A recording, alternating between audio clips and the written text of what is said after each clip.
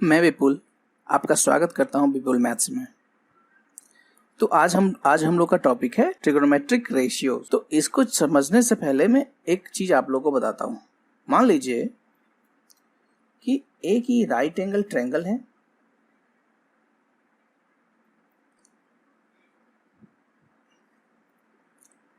और यहां पे ये एंगल 30 डिग्री और ये है राइट एंगल।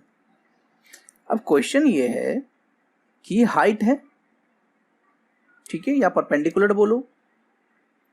ये आपको दिया हुआ है 4 सेंटीमीटर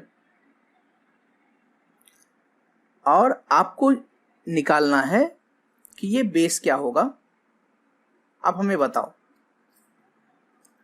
तो हम लोग तो निकाल नहीं सकते क्योंकि साइड 3 है, ये 3 साइड हैं, 1 2 3 और हमको गिवन है 1। तो अब हम लोग निकालें कैसे? तो एक यहां पे एक हो सकता है कि देखो ये निकालनी है और ये गिवन है, तो मैं इस दोनों का एक रेशियो ले लेता हूं। तो रेशियो क्या हो सकता है? या तो रेशियो हो सकता है 10-30 या रेशियो हो सकता है cot 30। ठीक है, दो ही रेशियो पॉसिबल है इस दोनों एंगल का, है कि नहीं? एक 10-30 एक cot 30।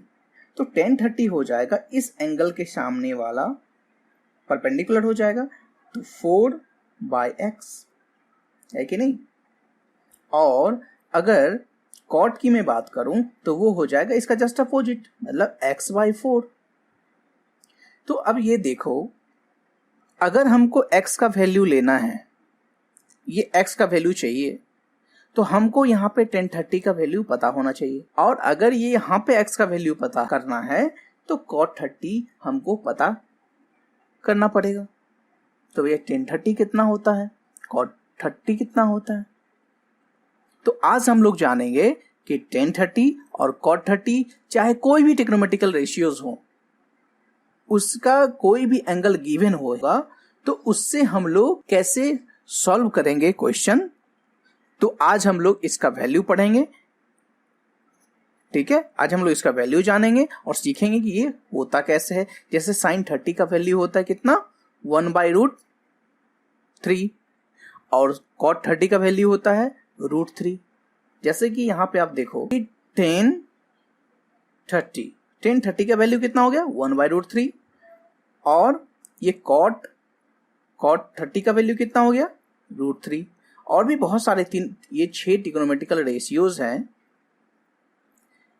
इनके कुछ वैल्यूज हैं जैसे कि 0 degree, 30 degree, 45 degree, 60 degree, 90 degree. तो ये जो और भी डिग्री हो सकते हैं, जैसे कि 15 हो सकता है, 75 हो सकता है। तो लेकिन इसका ज़्यादा यूज है नहीं और आपके क्लास में तो ये आने वाला भी नहीं है। तो ये एंगल जो है 5 एंगल 0, 30, 45, 60, 90, वो जनरली आपके क्लास में यूज होने वाले हैं।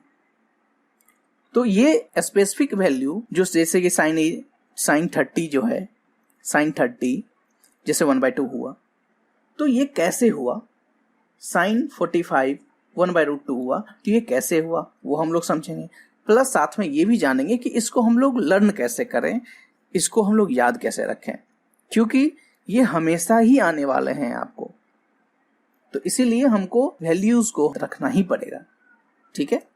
तो सबसे पहले हम लोग इस 45 को देखते हैं और फिर 30 और 60 को देखेंगे, उसके बाद 0 और 90 को देखेंगे।